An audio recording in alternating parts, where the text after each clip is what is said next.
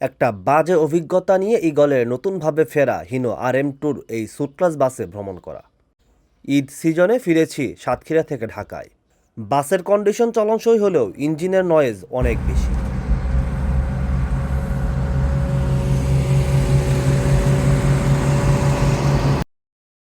আর service, Satkhira থেকে 7:30টার বাস যশোর পার হতে 11টার বেশি, আর ঢাকায় ঢুকতে 3টা পার হয়ে গেছে। আর এসি বাস অর্থাৎ স্যুট ক্লাস বা স্লিপার বাসে যে পানি দিতে হয় সেটা মনে হয় ঈগল জানেই না। পুরনো বাসগুলোকে নতুনভাবে ফিরিয়ে ঈগল দক্ষিণাঞ্চলে যে প্রত্যাবর্তনের আশা করেছিল, এভাবে সার্ভিস দিলে মনে হয় খুব বেশি দিন টিকতে পারবে না। আবারও তল্পিতল্পা গুছিয়ে ফিরতে হবে তাদের নিজস্ব গ্যারেজেই। আগের মতোই পড়ে থাকবে তাদের এই বাস, রোদে পুড়ে বৃষ্টিতে ভিজে আবারও শেষ হয়ে যাবে এগুলো।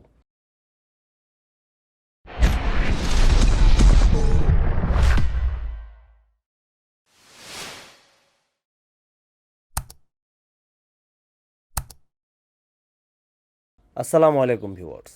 দেশ এবং দেশের বাইরে থেকে যারা আমার এই ভিডিও দেখছেন তাদের সবাইকে আন্তরিক শুভেচ্ছা। একটা সময় দক্ষিণাঞ্চলে বেশ নামকরা একটা অপারেটর ছিল ঈগল পরিবহন। সময়ের সাথে তারা হারিয়ে যেতে থাকে। এবার ঈদকে সামনে রেখে আবার নতুন রূপে ফেরার চেষ্টাও করে তারা। তাদের বহরে থাকা হিনো RM2 যে বিজনেস ক্লাসের বাসগুলো ছিল সেই বাসগুলোকে তারা নতুনভাবে রাস্তায় ফেরায়। স্যুট ক্লাস স্লিপার হিসাবে এই বাসগুলোকে তারা রাস্তায় ফিরিয়ে আনে এবং তারা আশাও দেখাতে থাকে ঈগল ফিরছে নতুনভাবে, আবার সে আগের মতো যাত্রীদের সার্ভিস দেবে।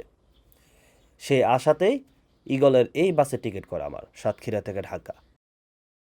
স্লিপার অর্থাৎ আপার ডেকের টিকিট করি, প্রতি সিটে ভাড়া নেওয়া হয় 1600 টাকা।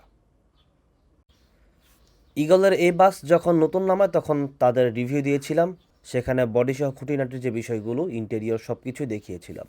বডির কাজ খুব একটা খারাপ হয়নি, মোটামুটি ভালোই বলা যায়। আর কিছুদিন আগে মাত্র বাস বানালো, ফলে সব কিছুই নতুন, একদম ফ্রেশ। সাতক্ষীরা টার্মিনালে ঈগলের কাউন্টার থেকে এই বাস ছাড়ে, যদিও 7টায় ছাড়ার কথা ছিল, কিন্তু বাস ছাড়ে 7:30টায়, অর্থাৎ আধা ঘন্টা পর। আমি ইন্টেরিয়রটা আপনাদের ঘুরিয়ে দেখাবো। এটা হচ্ছে স্যুট ক্লাস বাস, উপরে স্লিপার আর নিচে বসার সিট। বসার সিটও বিজনেস ক্লাসের। এই হচ্ছে সিট, তুলনামূলক খারাপ না, বিজনেস ক্লাস হিসাবে ভালো এবং মোটামুটি কমফোর্টেবল সিট এগুলো, র্যাক্সিনের কাপড় উপরে। অধিকাংশ বাস বা স্যুট ক্লাস বাসগুলোতে এই সিট ব্যবহার করা হয়। প্রতি সিটের সাথে আপনারা কম্বল দেখতে পাচ্ছেন। আর সিঙ্গেল সিট, একই রকম সিট। প্রতি সিটের সাথে আপনার লেগ রেস্ট আছে এবং লেগ স্পেস ভালোই আপনারা পাবেন, পা রাখতে খুব একটা সমস্যা হবে না। মাথার উপর এসির ভেন্ট আছে, এখানে রিডিং লাইট আছে, এগুলো আপনারা আপনাদের মধ্যে করে অন অফ করে রাখতে পারবেন। প্রতি সিটের উপরেই ডাবল সিট বা সিঙ্গেল সিট। আমি এবার স্লিপিং যে কেবিন সেই কেবিনগুলো দেখাবো। এটা হচ্ছে ডাবল কেবিন, দুটি বালিশ, পাশাপাশি কোল বালিশ আছে, কম্বল আছে, জুতা রাখার বক্স আছে, এসি ভেন্ট, রিডিং লাইট, সব ফ্যাসিলিটি আছে। ভেতরে চার্জিং পোর্টও আপনারা পাবেন এবং কেবিনের স্পেসও ভালো। দুজন মানুষ আপনারা বাচ্চা সহ না এসে কেবিনগুলোতে ভ্রমণ করতে পারবেন। আর এটা হচ্ছে সিঙ্গেল সিট, সিঙ্গেল অর্থাৎ সিঙ্গেল কেবিন। সিঙ্গেল কেবিনেও কোল বালিশ আছে। ডাবল কেবিনের যে সুযোগ সুবিধা দুজন মানুষের জন্য, সিঙ্গেল কেবিনে একজন মানুষের জন্য সেই সুযোগ সুবিধা। একটি বালিশ, কম্বল আছে। ভেতরের কেবিন লাইট, রিডিং লাইট সবই আছে, এসির ভেন্ট। ভেতরের যে লাইটটা এখন দেখতে পাচ্ছেন জ্বলতেছে, এটি আসলে সামনে থেকে নিয়ন্ত্রণ করা হয়। গাড়ি যখন ছাড়া হয় তখন এটা অটোমেটিক্যালি ড্রাইভার অফ করে দেন বা সামনে যারা স্টাফ থাকেন তারা অফ করে দেন।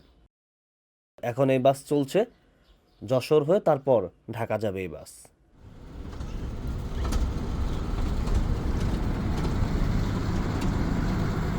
এই বাসে আমি একদম শেষ দিকে ভ্রমণ করছি, 4 নাম্বার রোড যে কেবিন সেই কেবিনে ভ্রমণ করছি। বাস অনেকটাই খালি, সম্ভবত যশোরে গিয়ে হচ্ছে এই বাস পুরোপুরি ভরবে, যেটা মনে হচ্ছে আমার কাছে। এটা হচ্ছে ইঞ্জিনের অনেকটাই কাছাকাছি, এখানে কিন্তু ইঞ্জিন পেছনে আমার। আর নিচে তো বিজনেস ক্লাসের সিট দেখিয়েছি বসার। ইঞ্জিনের বেশ ভালো সাউন্ড আপনারা এই বাসে পাবেন। আমি শ্যামলী SP সেকশনের যে RM2 সেটাতে ভ্রমণ করছি কিছুদিন আগে ঢাকা থেকে কক্সবাজারে। এরকম সাউন্ড অর্থাৎ এত বেশি সাউন্ড পাইনি। আমি একদম শেষ রো অর্থাৎ 4 নাম্বার রোতে ভ্রমণ করেছিলাম শ্যামলীর সেই বাসে। ইগলের এই RM2 তো ভ্রমণ করছি সাতক্ষীরা থেকে ঢাকা পর্যন্ত, কিন্তু এটাতে আমার কাছে মনে হচ্ছে ইঞ্জিনের সাউন্ড অনেক বেশি, তার অনেক শব্দ হয় ইঞ্জিনের, যার কারণে পেছন দিকে ভ্রমণ করে আপনাদের জন্য একটু কঠিন হয়ে যেতে পারে। তবে সামনের দিকে মনে হয় না যে এতটা শব্দ পাওয়া যাবে বা সামনের দিকে ভ্রমণ করলে। আর সিটগুলো নিচের খুব একটা খারাপ না। বাসের কন্ডিশন বলতে হচ্ছে ইন্টেরিয়রের যে কন্ডিশন সেটা মোটামুটি ভালো। যে ফ্যাসিলিটিগুলো থাকার কথা সবই বলা যায় আছে। কিন্তু যেহেতু এটা অনেক দিনের পুরনো বাস, অনেক দিন বসেছিল, তারপরে বাসটাকে ইগল আবার নতুনভাবে ফিরিয়ে আনলো রাস্তায়, যার কারণে আসলে ইঞ্জিন এর থেকে উন্নত করা সম্ভব কিনা সেটা আসলে কর্তৃপক্ষ ভালো বলতে পারবে। যদি সাউন্ড ইঞ্জিনে আর একটু কাজ টাজ করে যদি ইঞ্জিনটাকে একটু ভালো রাখা যায় বা সাউন্ড একটু কমানো যায় ইঞ্জিনের, সেটা আমার মনে হয় যে অনেক ভালো হবে। আর RM2 মূলত দুলুনির জন্য সেরা। এই বাস ভালো দুলছে, বাইরে থেকে যদি আমি বেশ ভালো, কিন্তু এই বাস দোলে এবং উপর থেকে আপনার এই দুলুনির ফিল ভালোই পাবেন, উপর নিচ সবখানেই। তার এই স্যুট ক্লাস বাস হয় কিন্তু তুলনামূলক একটু এই বাস উঁচু। অন্যান্য স্লিপার বাস যেরকম তার থেকে একটু উঁচু থাকে স্যুট ক্লাস, এটাও ঠিক সেরকমই। আমি এ পর্যায়ে আপনাদের ইঞ্জিনের যে সাউন্ড সেটা আপনাদের একটু শোনাতে চাই যে কীরকম সাউন্ড আসলে এই বাস আপনারা পাবেন।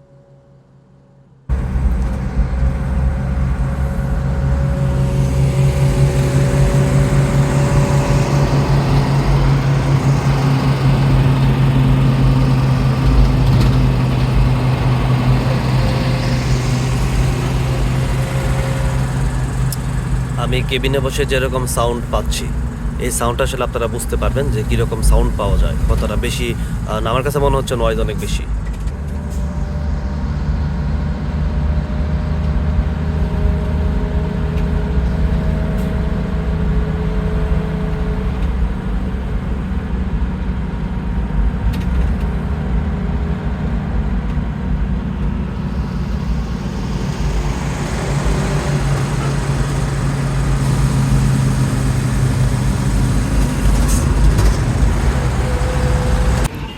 দর্শক, আমরা এখন আছি যশোরে। এটা হচ্ছে যশোরে, এখানে সবগুলো বাসের কাউন্টার দেখতে পাচ্ছেন। আমাদের বাসটি এখানে এসে দাঁড়িয়েছে প্রায় 15 মিনিট হলো। এখন 9:40 মতো বাজে, আর 9:25 এই বাস এখানে আসে। প্রায় 2 ঘন্টার মতো সময় লাগলো সাতক্ষীরা থেকে আমাদের এই পর্যন্ত আসতে। এখন দেখা যাক ঢাকা যেতে আসলে কতক্ষণ লাগে। এই বাস যাবে আবদুল্লাপুর পর্যন্ত। আশা করছি এখান থেকে প্রায় 4 ঘন্টার মতো সময় লাগবে এই বাসে।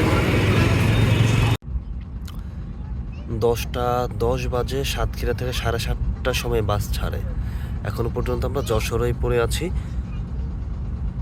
9:20 দিকে যশোরে বাস ঢুকে, আর একদম প্রায় 1 ঘন্টা এখনো পর্যন্ত যশোরে পার হতে পারলাম না। এই হচ্ছে ইগল পরিবহনের সার্ভিসের অবস্থা। শুধু যে সময়ের ক্ষেপণ তা না, এখনো পর্যন্ত যাত্রার 2.5 ঘন্টা হয়ে গেছে, আমরা পানি পাইনি। আদৌ পানি দিবে কিনা সন্দেহ আছে এই বাস। তারা সব কিছু নতুনভাবে শুরু করেছিল, কিন্তু তাদের যে অবস্থা, মনে হচ্ছে যে খুব বেশি দিন লাস্টিং করতে পারবে না এরকমভাবে চললে। মনে করেছিলাম যে সার্ভিস থেকে শুরু করে সব কিছুর মানে ভালো করবে, যে কারণে আসলে তাদের জন্য এই RM2 যেটা নতুনভাবে নামালো, এই বাসেই টিকিট করা, যে ভ্রমণ করি কেমন করে, কেমন সার্ভিস তাদের, সব কিছু দেখার জন্য। কিন্তু শুরুতেই তাদের সার্ভিস নিয়ে হতাশ। আর বাসের কন্ডিশন তো আগেই বলেছি যে খুব একটা আহামরি ভালো না। ইঞ্জিনের অবস্থাও যে খুব একটা ভালো তাও না। শব্দ শুনতেই পাচ্ছেন, ভালো শব্দ হয় পেছনের দিকে, মাঝামাঝি পর্যন্ত এরকম শব্দ পাবেন। সামনে কি অবস্থা জানি না। তো এখন বাস এটা ছাড়লো, এখন দেখা যাক যে আসলে কি হয়, যে কতক্ষণ লাগে এখান থেকে আমাদের ঢাকা পর্যন্ত যেতে। 10:10 তো বাজে, বোঝা যাবে যে গাড়ি চলার পরে। তবে ধরে রাখছি মিনিমাম 2টা বাজবে, যেটা আসলে এত সময় লাগার কথা না।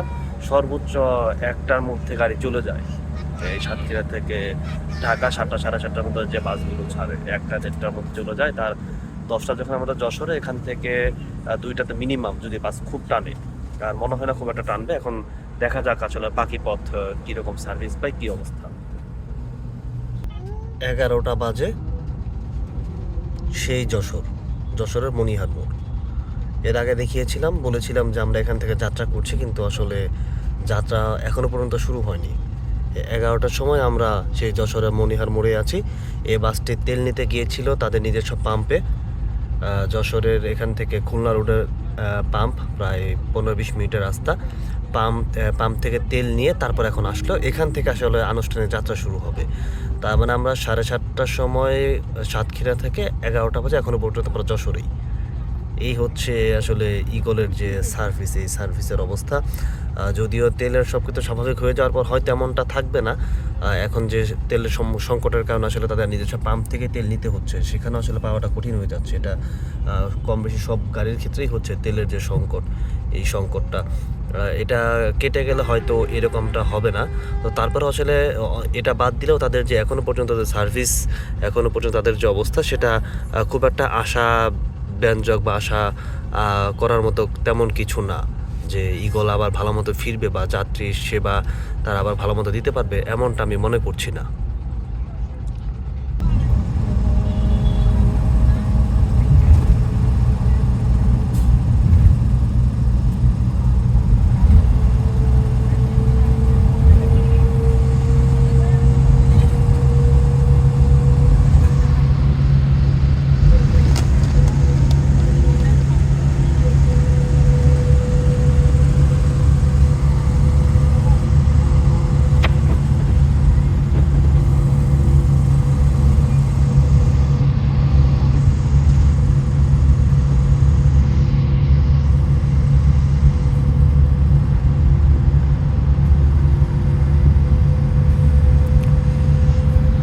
আমরা এখন নড়াইলের যে মধুমতি সেতু, সেই মধুমতি সেতু পার করছি। একটু পরে গোপালগঞ্জ। এখন বাজে 1:45। 7:30টার সময় সাতক্ষীরা ছেড়ে এখন নড়াইল পার করছি, 1:45 বাজে। আরও যেতে যেতে সম্ভবত 3টার মতো বাজবে, আবার হোটেল ব্রেক দিবে। তো সব মিলে অভিজ্ঞতাটা খুব একটা ভালো না। ইগলের RM2 যা মনে করে উঠেছিলাম, নতুন সুটলাস বাস, তার তেমনটা কিছুই পাইনি। অর্থাৎ ইগল যে তার আগের যে রূপ, আগের যে চেহারা, যে ভাঙাচোরা অবস্থা, সেখান থেকে মনে হয় না ফিরতে পারবে। শুধু আমার এখানে কিছুক্ষণ আগে অনেকেই এটা নিয়ে কথা বলছিলেন এখানে। এখন এই মধুমতি সেতু টোল প্লাজায় এখানে টোল দিবে।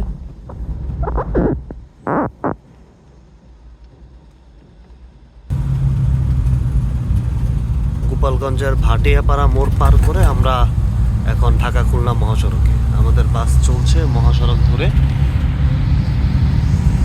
এই সময় যখন এখানে, তখন বেলা প্রায় 1টা বাজে। সামনে হোটেল বিরতি দিবে আমাদের এই বাস। আর যত সময় যাচ্ছে আমার মনে হচ্ছে ইঞ্জিনের শব্দ বাড়তেছে। আপনার ইঞ্জিনের শব্দ শুনতে পারেন এখানে কি পরিমাণ শব্দ হচ্ছে।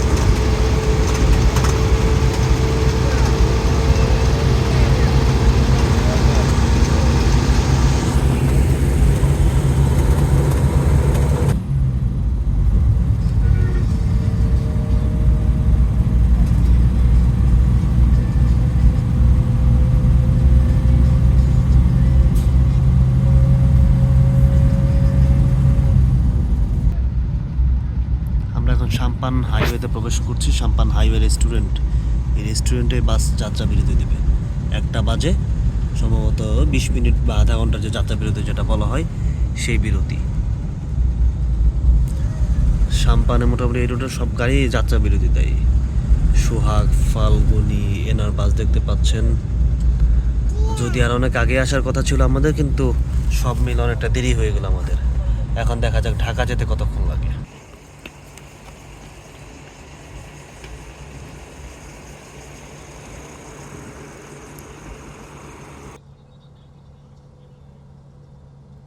আমরা মাওয়া এক্সপ্রেসওয়ে ধরে চলছি। হোটেল ব্রেক শেষে গাড়ি বেশ দৌড়াচ্ছে। এক্সপ্রেসওয়েতে যখন আসলো, এখন মোটামুটি 80-90 এরকমভাবে দৌড়াচ্ছে, যেটা আমার মনে হচ্ছে গাড়ির ভেতরে বসে। বেলা বাজে 2:30টার মতো।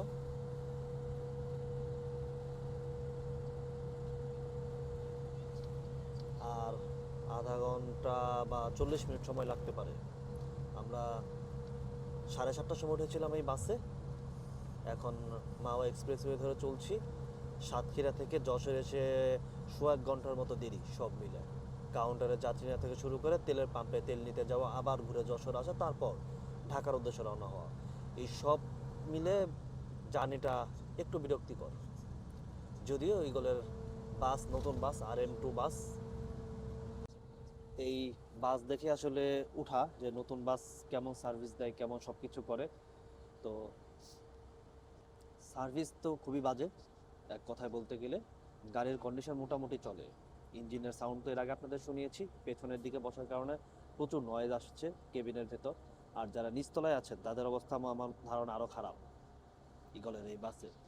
ফলে ইগল দেখে আমার মতো যারা আবেগে পড়ে এই বাসে উঠবেন তারা একটু চিন্তা করবেন যে আদৌ আসলে আপনারা সেই আগের সার্ভিস বা আগের যে অবস্থা ইগলের সেটা পাবেন কিনা। আমার ধারণা আপনি সেটা পাবেন না। এই 2:30 বাজে বেলা, 7:30টার সময় বাস ছাড়ে, যদিও 7টার সময় ছাড়ার কথা ছিল সাতক্ষীরা থেকে। এতক্ষণে অনেক আগে ঢাকায় পৌঁছে যাওয়ার কথা।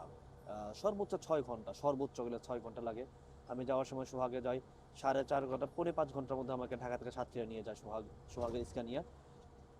এটাতে আমি ধরলাম 6 ঘন্টা সব কিছু মিলে, যেহেতু যশোর হয়ে ঘুরে আসছে নাভারণ সারসার এদিক দিয়ে ঝিকরগাছা হয়ে এই বাসটি আসছে তো পুরাতন যে রোড তাদের সেই রোড ধরে আসছে। যার কারণে ওখানেও প্রায় মানে সব মিলে যশোর আসতে 2 ঘন্টা সময় লাগে। আর যশোরে এসে সোয়া 1 ঘন্টার মতো দেরি তেল নেওয়া থেকে শুরু করে। তেলের যে সংকট এটা কেটে গেলে হয়তো তেলের এই সমস্যাটা দূর হবে। এটা সব গাড়ি ক্ষেত্রে, শুধু ইগল না। কিন্তু এর বাইরে অন্যান্য যে বিষয়গুলো আছে, যেমন পানি পাইনি পুরো যাত্রাপথে, অথচ নর্মাল এসি বাসেও পানি দেয় যাত্রাপথে, কিন্তু ইগল এটা করেনি। মানে ইগল পানি দেওয়ার কালচারটাই মনে হয় তারা উঠিয়ে ফেলেছে, যে এসি বাসে হাফ লিটার করে পানি দেয় ন্যূনতম, এটা সবাই কম বেশি দেয়। আমরা কোনো পানি পাইনি। তবে তবে কেবিনের যে কন্ডিশন, কম্বল থেকে শুরু করে এগুলো পরিষ্কার ছিল। আর নতুন বাস হয় পরিষ্কার। এখন কয়েকদিন গেলে আসলে বোঝা যাবে যে এর কন্ডিশনটা আসলে কি হয় বা কি দাঁড়ায়। আমার মতো অনেক যাত্রী আসলে একটু বিরক্ত যে এত সময় লাগছে। এতক্ষণে ঢাকা গিয়ে ফিরতি ট্রিপ যাওয়ার কথা আবার এই ঈদের এই সময়টাতে। তো ঢাকা যেতে আরো 40-45 মিনিট লাগবে মিনিমাম। তো 2:30 বাজে, 3টা বেজে যাবে আরামবাগ যেতে যেতে। বাস সম্ভবত মালিবাগ পর্যন্ত যাবে বা আবদুল্লাপুরও যাওয়ার কথা, যদি জ্যাম না থাকে হয়তো যাবে। ওই পথে যারা যাবেন তারা ইগলের এই বাসে ভ্রমণ করতে পারেন। এছাড়া ইগলের অনেক নন এসি বাস চলাচল করে সাতক্ষীরা যশোর থেকে। যশোর থেকে RM2-র মধ্যে লিটনের বাস আমার কাছে মনে হচ্ছে তুলনামূলক ভালো, যদিও লিটন আসলে ব্যাটেবল আমার মিলেনি। আমি ট্রাই করেছিলাম লিটনে ভ্রমণ করা, ব্যাটেবলে মিলেনি। এখন ঈদ গেলে, এখন তো সাতক্ষীরাতে চালাচ্ছি, ঈদ গেলে আমার মনে হয় না ইগলের এই বাস সাতক্ষীরাতে তারা চালাবে। হয়তো যশোর পর্যন্ত চালাবে বা অন্য কোনো ব্যানারে জিপিতেও দিয়ে দিতে পারে তাদের যে অবস্থা। আর প্রথম ইয়েতেই আমার মতো অনেকেই এই খারাপ সার্ভিসের সম্মুখীন বা অভিজ্ঞতার সম্মুখীন। আমার ধারণা তারা দ্বিতীয়তে হয়তো এই বাসে আর উঠবে না, ইগলের এই বাসে। তো ইগল ম্যানেজমেন্ট যারা আছে তাদের কাছে প্রথম যে চাওয়া সেটা হচ্ছে তাদের সার্ভিস ঠিক করতে হবে। বাসের কন্ডিশন যা মোটামুটি চলে, ইঞ্জিনের সাউন্ড বাদ দিলে কন্ডিশন একেবারে খারাপ না, চলার মতো এবং চলে, কিন্তু সার্ভিসটা হচ্ছে মেইন। সময় মেনটেন করাটা মেইন, এটা আসলে ইগলকে অবশ্যই করতে হবে, না হলে তারা যাত্রী ধরে রাখতে পারবে না। যারা একবার উঠবে তারা দ্বিতীয়বার আর উঠবে না। এই বিষয়ে ইগল ম্যানেজমেন্ট দেখবে। ফলে নতুন গাড়ি যতই নামাক না কেন বা নতুনভাবে পুরাতন গাড়িগুলোকে সাজাক না কেন, যদি এগুলো মেনটেন করতে না পারে, টাইমটা মেনটেন করতে না পারে, তাহলে যাত্রী ধরে রাখা কঠিন। ফলে আমার চাওয়া যে ইগল এগুলো দেখবে। এখন সামনের যে পথ, সেই পথটুকু আসলে আমরা ভালো মতো যেতে পারলেই হয়। এখনো পদ্মা সেতু পার হয়নি, পদ্মা সেতু পার হওয়ার পরও তো আরো বেশ খানিকটা সময় লাগবে আমাদের ঢাকা পৌঁছাতে। এখন দেখা যাক কি হয়।